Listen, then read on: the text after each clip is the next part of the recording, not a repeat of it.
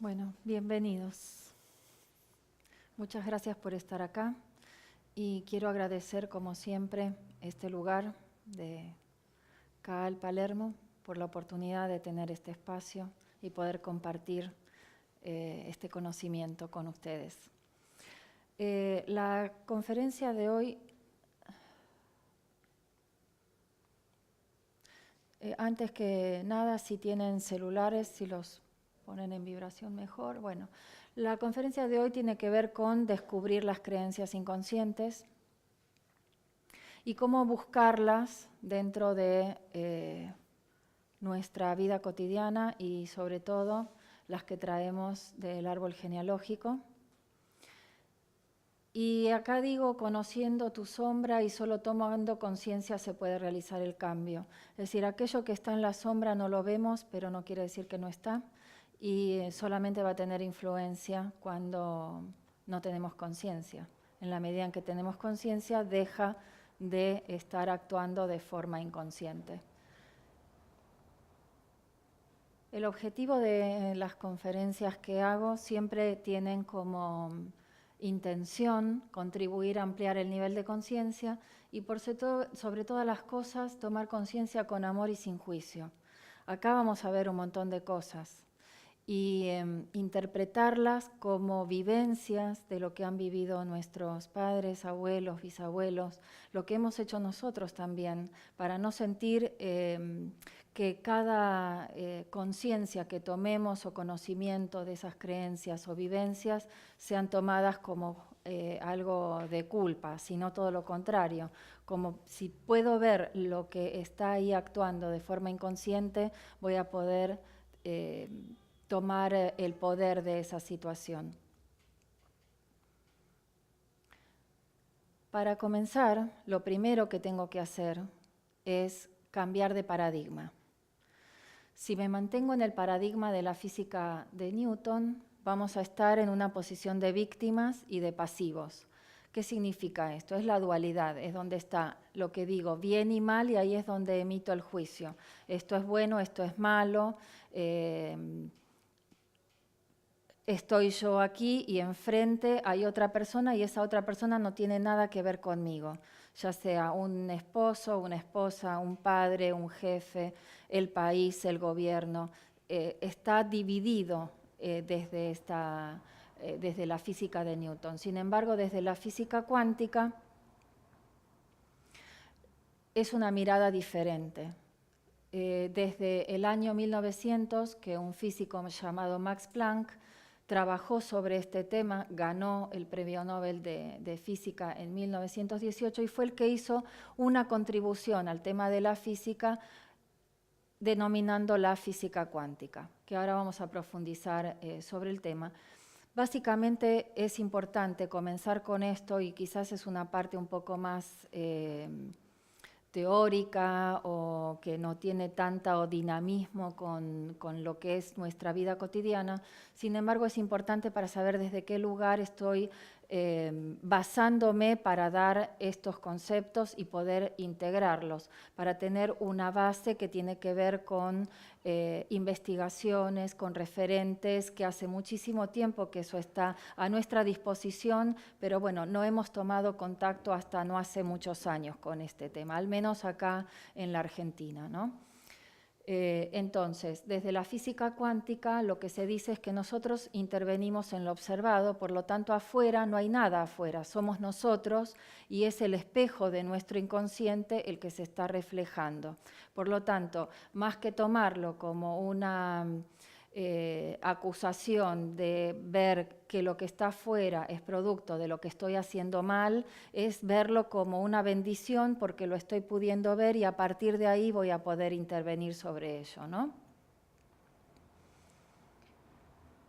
Bueno, un poco ya había dicho que Planck fue el que comenzó con este tema de la física cuántica y él formuló que la energía se irradia en unidades pequeñas y a las que él denominó cuantos. Los descubrimientos de Planck dieron este nacimiento a la física cuántica, pero también fueron verificados por otros científicos. Los cuantos son esos paquetitos llenos de fotones y esos paquetes absorben o sueltan energía y ahí es donde se llama el salto cuántico, que es cuando una persona también, cuando tomamos conciencia, es que decimos damos un salto y ese salto tiene que ver con esta explicación, ¿no? Hacemos un salto de una amplitud de conciencia. Otra de las bases, sobre todo voy a trabajar con lo que formuló, lo que descubrió Bruce Lipton, que es un biólogo celular. Él, si les interesa profundizar sobre el tema, él escribió La biología de la creencia. Es un libro realmente fascinante, es un biólogo científico que realmente yo estoy agradecida por su aporte, porque que un científico se denomine científico espiritual por encontrar dentro de las células esa parte de Dios, realmente creo que es tocar el cielo con las manos, al menos lo es para mí. Creo que estamos en un momento de la vida y de la humanidad donde tenemos un montón de referentes y de personas que han investigado y trabajado y comprobado determinadas cosas que las podemos poner en práctica, solamente tener el deseo de hacerlo. Y una de las cosas que él dice es que la primera propuesta y la principal es que la carga genética de todo ser viviente no determina las condiciones biológicas en las que se va a desarrollar y ni siquiera es el factor condicionante fundamental. Él dice que todo lo que nos condiciona tiene que ver con el entorno físico y energético. Por lo tanto, él da una visión muy diferente a lo que habla la genética, que es como muy determinante. Si hay una enfermedad que está dentro de lo que se considera una enfermedad genética, como que sí o sí la vamos a vivir. Y sin embargo, él está demostrando que no es así. Él dice, no son las hormonas ni los neurotransmisores producidos por los genes los que controlan nuestro cuerpo, ni nuestra mente. Son nuestras creencias las que van a controlar nuestro cuerpo, nuestra mente y por lo tanto nuestra vida. A medida que vamos a ir desarrollando estos conceptos, van a ir viendo cómo es que se sustenta esto que él formula y propone. Otra cosa que tenemos que tener en cuenta con respecto a lo que él propone como una mirada diferente es tener en cuenta el término de epigenética, que es donde es un término diferente al de la genética que se conoce y que en realidad significa control sobre la genética, donde se ha demostrado que podemos traer esa información emocional desde otras generaciones, ¿no? Entonces, dice que puede modificar esos genes sin alterar la configuración básica, pero que sí van a estar las influencias medioambientales, tanto de nutrición, de estrés o de emociones. Y que esas emociones pueden transmitirse a las futuras generaciones. Los descubrimientos epigenéticos han dejado atrás algunos descubrimientos genéticos. Obviamente que en la medida en que las distintas medicinas, como por ejemplo la medicina alopática, va a tener una mirada diferente, pero podemos tomar de cada una lo que nos ofrece como un beneficio y sumar y complementar. Uno de los temas es muy observable y visible que dentro de los ejemplos que se da de la epigenética conductual es que la información que pasa de generación en generación pueden ser las vivencias de hambruna. Aquellas personas del árbol genealógico que vivieron situaciones de mucha carencia, han pasado hambre o se han muerto algunos por haber pasado hambre, esa memoria queda activa en las personas y podemos en la actualidad, por más que fueron experiencias quizás de 2, 3 o 4 generaciones atrás, vivirla como si eso fuese en la realidad. Entonces podemos vivir en esta generación, en el 2016, donde tenemos abundancia de todo tipo y podemos comer, por ejemplo, de una manera como si mañana no habría. ¿Sí?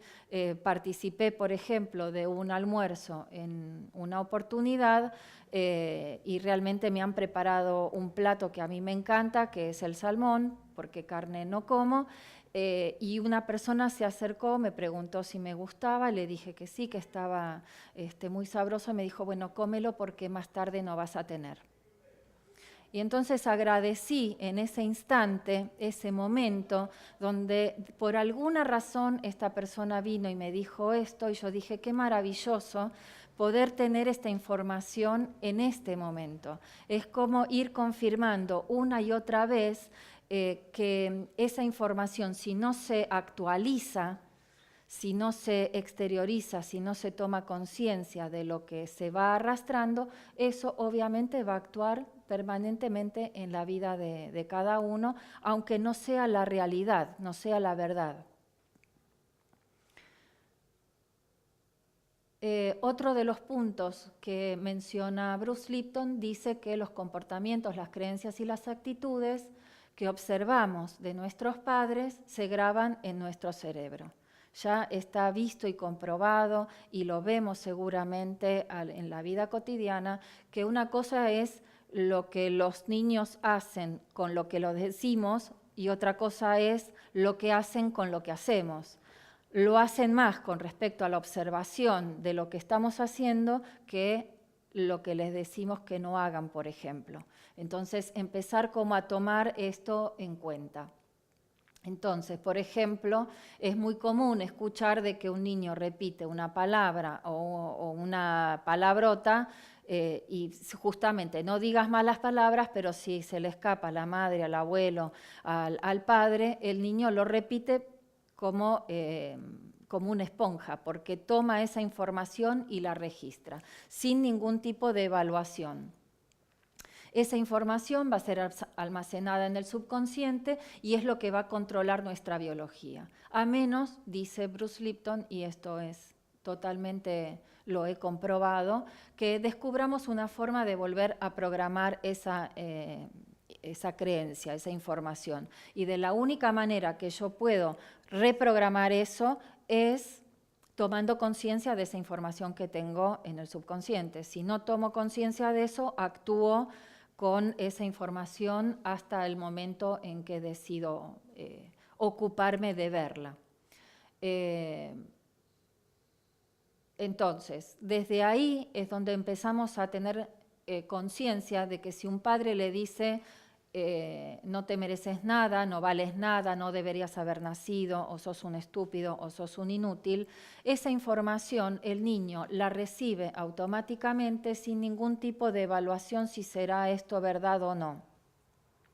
Entonces, obviamente, si la persona está haciendo eso y no tiene conciencia, por lo tanto no va a registrar que se está ocurriendo esto y lo va a repetir una y otra vez. En la medida en que empecemos a tener conciencia de que las palabras tienen un valor, una energía, y sobre todo si estamos en un entorno donde hay niños, considerar que ese cuidado para que no dejen grabados creencias, porque esas palabras van a terminar siendo creencias luego, y va a ser como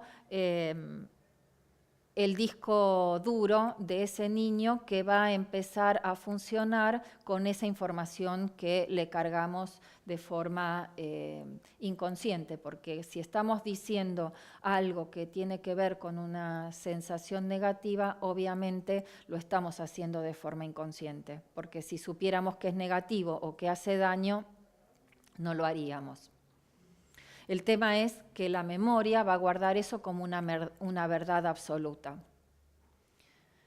Entonces, cuando llega la adolescencia, el subconsciente del niño está completamente cargado de información que va a venir no solamente del entorno donde fue criado, de la manera que fue criado, con lo que escuchó, sino que también con el transgeneracional. Entonces puede oscilar en que nunca va a llegar a nada en la vida o que, por ejemplo, puede lograr toda aquella cosa que desee.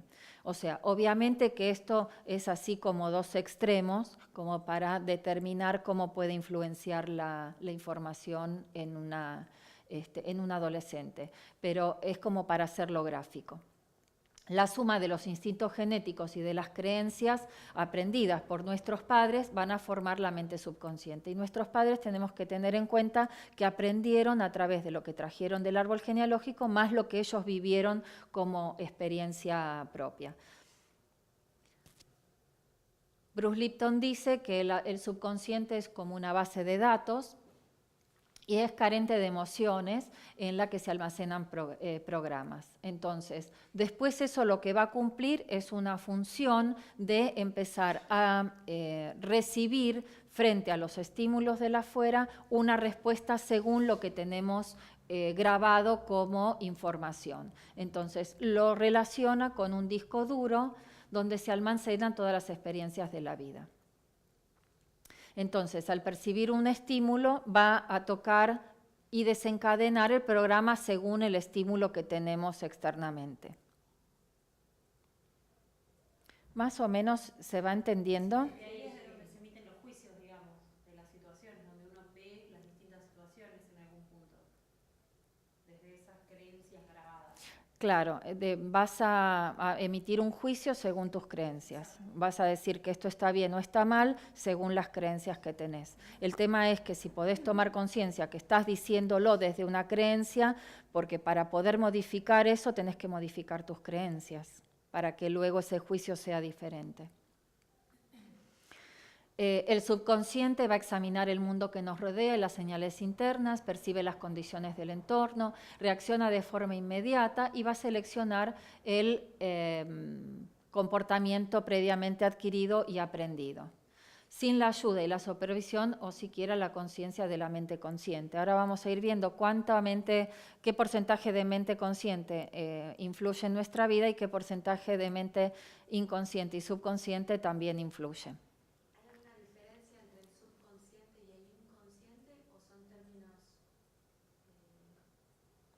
Te diría así como para hacerlo más simple, como que es como algo más profundo dentro de la mente, inconsciente.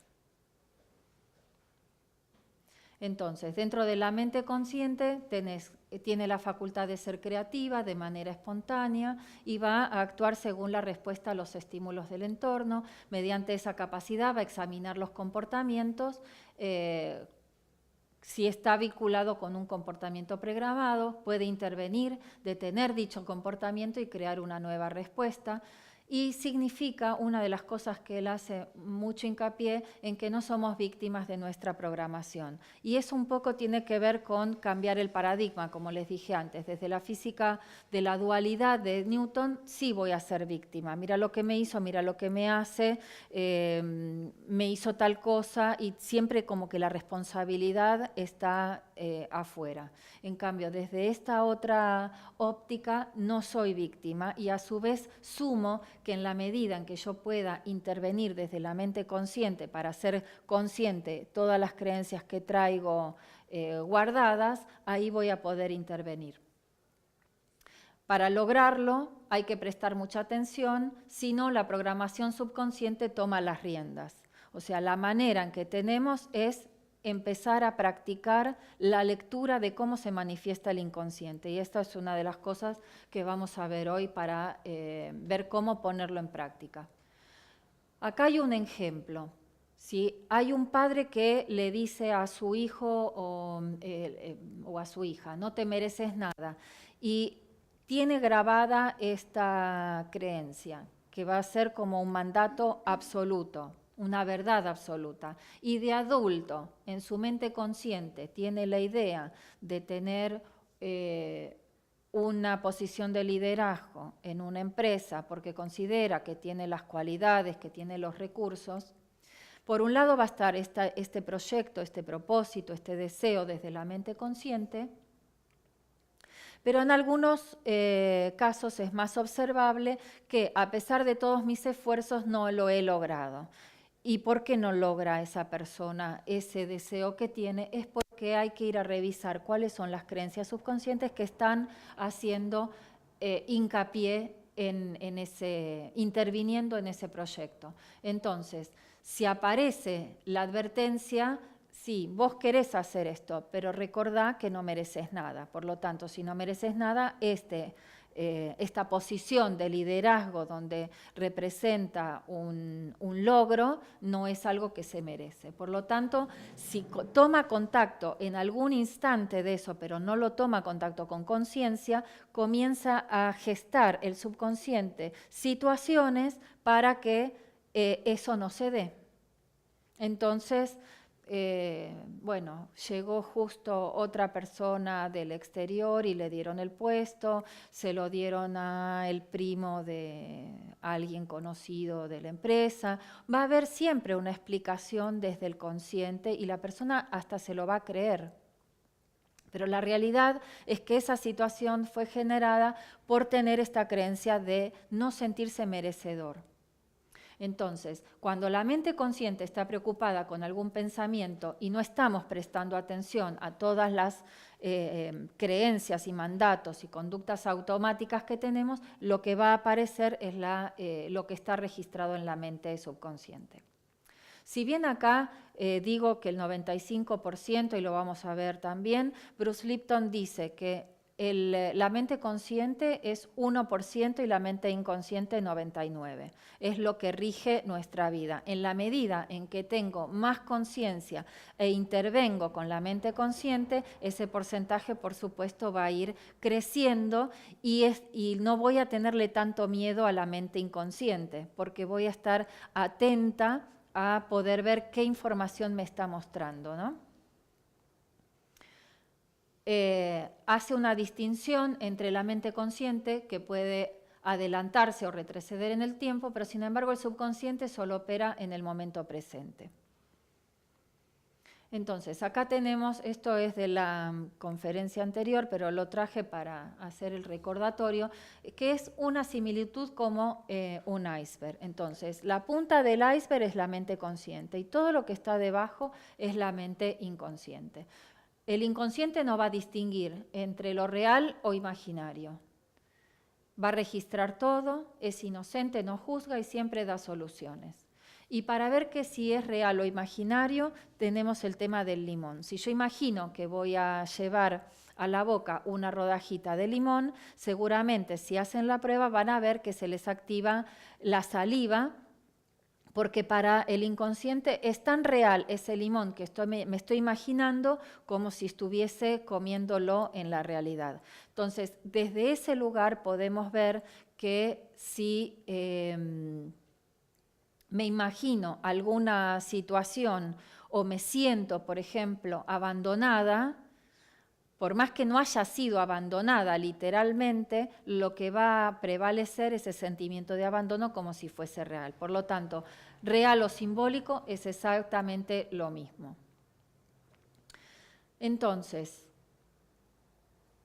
para empezar a entrar ahora de lleno a ver cómo voy a empezar a intervenir, traje esto que se llama modelo observador y por lo general nosotros lo que hacemos es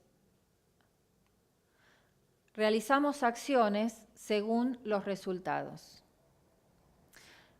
Si realizo una acción, supongamos que sea una persona que busca trabajo y la acción que tiene que hacer es ocuparse de su presentación, de presencia, de currículum, de prepararse para esas entrevistas y demás.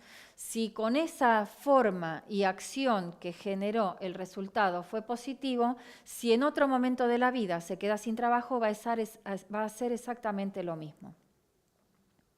Pero si frente a distintas acciones que hago, el resultado siempre es negativo, el lugar donde tengo que ir a observar son las percepciones. Cómo estoy percibiendo esa situación y cómo me estoy percibiendo a mí mismo o a mí misma. En esa percepción, que es como te respondí antes, van a estar las creencias. Según lo que yo tenga como grabado en forma inconsciente, voy a empezar a ver eso como una realidad. Por lo tanto, puedo decir, bueno, en realidad no sé, mandé currículums, me inscribí, llené formularios por internet, me presenté en distintas consultoras, hice los tests como supuestamente se corresponde que hay que hacerlos, no me crucé de brazos, hablé de tal manera, hice tal cosa. Sin embargo, nunca consigo nada. Por lo tanto, puede decir la persona, bueno, esto no es para mí, la verdad es que no lo voy a lograr, y ahí empezamos a tener contacto de las creencias que pueden estar interviniendo en esa situación. Quiero hacer una consulta. ¿El inconsciente se va sobreescribiendo? ¿A qué me refiero? ¿O uno graba las creencias cuando es muy chiquito, hasta determinada edad, y eso es lo que queda? ¿O a lo largo de la vida, no importa la edad, uno va como sobreimprimiendo creencias tras creencias? Sobreimprimiendo no, agregando, y algunas van a estar como conocemos sobre la tecnología. Si hay una versión actualizada, va a estar activa la versión actualizada y no la anterior, ¿sí? Entonces algunas van a estar vigentes y otras no. Más que nada porque capaz hay gente que hasta determinada altura de la vida siente que logró determinadas cosas y hubo algo, que no sabe qué, a determinada altura de la vida que le empezó a como hacer todo al revés de lo que iba, no sé, hacía bien, no sé cómo explicarte. Como que en algún momento se trabó, capaz que tuvo algún hecho puntual o algo a una determinada edad que no es la infancia. A eso me refiero. ¿Puede pasar eso también? No te entiendo muy bien, pero... Supongamos que una persona se consideró exitosa hasta, no sé, de pronto tenía 40, 50 años y le iba bárbaro, y de pronto a los 55 sintió que la vida se le fue a pique. Bueno, ahí es otra cosa, porque puede estar... Sí. No solo están influyendo las creencias, sino que también puede estar produciéndose algún ciclo que está vinculado con el árbol genealógico. Que alguien, si esta persona, como vimos en la otra conferencia, pero bueno, se lo cuento a los que no estuvieron, si una persona es doble de su abuelo o de su padre, quiere decir que está trayendo información inconsciente de ese ancestro. Claro, si ese ancestro tuvo, no sé, éxito hasta los 55 años y a los 55 años se produjo una bancarrota en una empresa, se quedó sin trabajo, no logró reinsertarse y demás, aunque esta persona no tenga exactamente la misma vivencia, se activa, si está en vigencia esa memoria, se va a activar y la va a reproducir desde otro lugar, pero desde la misma manera. Entonces es como que está más vinculado por ahí con los ciclos que son repetitivos. Hay que revisar eso en el árbol. Entonces, la manera en que tengo de generar resultados diferentes no va a ser solamente con las acciones diferentes, sino va a ser con una mirada diferente. Y esa mirada diferente va a ser si tomo conciencia de las creencias inconscientes que traigo. Entonces, ¿cuál es la propuesta? Moverse en un lenguaje de poder. ¿Cómo hago eso? Decir, por lo general decimos, soy así, nací así, no tengo manera de modificar. Entonces, primero, si yo digo soy así, estoy determinando que soy eso y en realidad soy mucho más que eso. Soy mucho más que un cuerpo, soy mucho más que una mente, soy mucho más que la personalidad. Entonces, salirse del así soy a aprendí determinadas maneras de relacionarme conmigo, de relacionarme con los demás, de lo que aprendí del entorno, más lo que traigo del árbol, pero que forma parte como una información, no quiere decir que sea así, como algo, un decreto o algo determinante. Y es la propuesta para poder integrar una nueva mirada. Si estoy en el así soy y entonces me quedo ahí, estoy en una situación donde voy a tener posibilidades de corregir. Entonces, un sujeto de transformación, ¿qué características tiene? No es lo mismo un sujeto de transformación que un sujeto de cambio. Un sujeto de transformación se hace cargo de sí mismo, se hace cargo de sus elecciones y de sus resultados. Es activa, hay un cambio de actitud y se enfoca en sus recursos internos. O sea, no va a buscar afuera, va a buscar adentro y todo está adentro. Entonces, en ese momento está muy ligado con esto está ligado con la visión de la física cuántica. Miro adentro y a veces si no puedo mirar adentro porque no sé bien cómo hacerlo, no tengo más que mirar afuera y voy a tener esa información que gentilmente el inconsciente me lo está reflejando. Entonces, ¿cuáles serían los pasos? Si es que hay algunos, pero más o menos para empezar a decir, es primero tengo que tomar conciencia, voy a desaprender ese mecanismo que instalé y que lo repito para aprender una forma diferente. Incluso para esto necesito un cambio de creencias y para hacer ese cambio de creencias necesito comenzar con el cambio de paradigma. Entonces, ¿qué serían las creencias? Ahora vamos a empezar a ingresar más en el tema. Las creencias es un modo que aprendí de estar parados frente a la vida, de relacionarnos y que repetimos sin pensar, sin tener conciencia. Cuando digo tiendo a, quiero decir que tiendo a pensar que nadie me puede ayudar, a pensar negativamente, que tiendo por lo general a culparme o a culpar o a frustrarme. Es una tendencia que tiene una creencia. Y a través de las creencias formamos nuestras percepciones respecto de nosotros y del mundo, que muchas veces, no sé si les habrá pasado, pero a lo mejor tienen la percepción de que alguien tiene una percepción de ustedes y la otra persona nada que ver. O sea, es toda una película nuestra que está sustentada por esas creencias inconscientes. Entonces, vamos a tener creencias que nos limitan y creencias que nos posibilitan. Las que limitan nos van a cerrar las posibilidades de aquello que queremos lograr. Y las posibilitantes obviamente nos van a abrir posibilidades. ¿Y cómo las vamos a ir detectando? Y acá me gustaría que participemos, lo hagamos entre todos como para que ustedes puedan empezar a detectar más allá de la teoría, cuáles son las creencias que están influenciando en la vida de ustedes. Para detectar si es un pensamiento, si es una creencia, si es un mandato, ¿sí? Para empezar a distinguirlas. Por ejemplo, como creencias posibilitantes, merezco vivir en abundancia, trabajo siempre de forma relajada, confío en mis recursos y en mi intuición, confío en mis necesidades, siempre encuentro la solución. Muy poquitas de todas las millones que podemos generar cada uno de decir, tanto puedo como no puedo, van a ser creencias. Aunque sea cortita, estoy generando una posibilidad. Si digo, puedo cocinar y lo hago y veo que estoy pudiendo, entonces esa creencia va a ser fortalecida por esa acción. Si digo, puedo cocinar, pero no estoy muy segura y cocino y no me sale bien, voy a decir, ves, yo tenía razón, no sé cocinar o no puedo cocinar. Entonces, es como que esas creencias van a estar avaladas y se van a fortalecer por las acciones que hagamos congruentes con eso. Y esas vivencias van a ir sumando y fortaleciendo estas creencias positivas.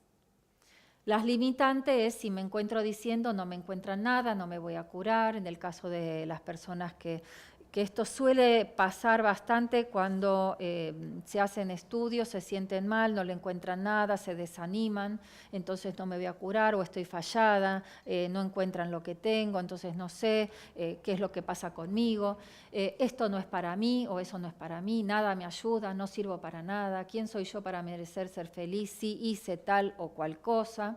Nadie me puede enseñar nada nuevo. Eso me va a limitar desde que no me voy a abrir a una nueva forma de ver, quizás a una nueva propuesta. Entonces, estas van a ser una de las pocas que generan que nosotros no podamos lograr lo que queremos lograr. Y acá vamos a empezar a trabajar. Luego van a venir las creencias que he distinguido de distintas áreas. Pero en principio, ¿cómo las voy a ubicar? Viendo y buscando las frases que solíamos escuchar de nuestros padres, de nuestros abuelos. Seguramente habrán dicho en algún momento, mi abuela siempre decía que, por ejemplo, mi abuela siempre decía que al hombre no hay que decirle todo. ¿No? Y ella estaba convencida de eso, ¿sí? Entonces, en la medida en que uno no tiene conciencia de eso, ¿qué vas a hacer? Vas a actuar esa creencia, ¿sí? La vas a poner en práctica constantemente, pero de forma transparente, no la vas a ver. En la medida en que empezás a notar esas frases, tiene que ver esta, pero pueden haber muchas otras que iremos viendo más adelante, donde vos empezás a identificar, ay sí, pero yo también hago eso. Y ahí empezás a decir, bueno, si estoy afín con esta creencia, me hace bien, estoy feliz con eso, no la modifico. Pero si hay algo que me está obstruyendo, obstaculizando, ahí voy a poder intervenir. Identificar las frases que se dicen en las reuniones familiares. Hay un montón de frases que se dicen así en chiste, que esas son las que tenemos que anotar más, porque es como que hay un permitido. Como lo digo en chiste, entonces no parece tan serio, pero son las más a tener en cuenta. Observar qué decimos de los otros, acá podemos aplicar la teoría del espejo, sea de los otros de familia como no. Si estoy viendo una película y digo, este hombre es tal cosa, o esta mujer es tal cosa, ¿cómo no se da cuenta? Es un ignorante, ¿sí? Si estoy hablando de alguien que, no sé, pasa por la calle, no tengo ni idea quién es, pero estoy haciendo un juicio de valor y tomo conciencia de eso, me va a dar información sobre la información que tengo inconsciente y que fue acumulada a lo largo de toda la vida. Y empezar a separar por temas. Si quiero ver cuáles son las creencias con respecto a la pareja, al hombre, a la maternidad, al dinero, al sexo, al matrimonio, ¿sí? Voy a empezar a tener más claramente cuáles son las creencias que me están influenciando.